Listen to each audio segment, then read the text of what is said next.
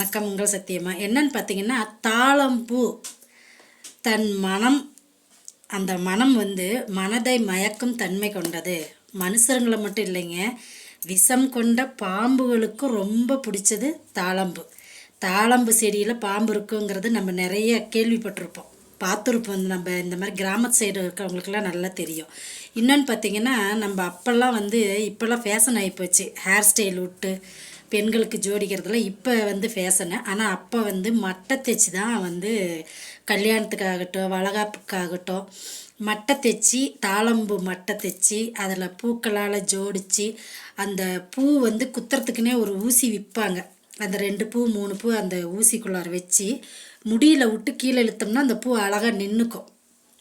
அதெல்லாம் அப்போ இருந்துச்சு. இப்போ ஃபேஷன் ஆகிடுச்சு, ஹேர் ஸ்டைல் விட்டுட்டு சுருட்டி விடுறது அதெல்லாம் இப்போ. ஆனால் அப்போ தாழம்பூ மட்டை, அது அது என்ன சொல்லுவாங்க, மட்டன் தான் நான் சொல்லுவேன், எனக்கு அதுதான் தெரியும். பெண்களுக்கு அலங்காரத்துக்கு வைப்பாங்க, மட்டை தைச்சி வைப்பாங்கம்பாங்க, அது செய்வாங்க. அவ்வளோ அழகாக இருக்கும், மணமாக இருக்கும். அந்த மாதிரி தோரணத்துக்கும் கட்டலாம். அது நல்ல ஒரு வாசத்தை தரும் நம்மளுக்கு. அந்த வாசத்தை துர்சக்திகள் வெளியே போய் நல்ல ஒரு சக்திகள் உள்ளார கொண்டு வரத்துக்கு அது நல்லாயிருக்கும். சரிங்களா?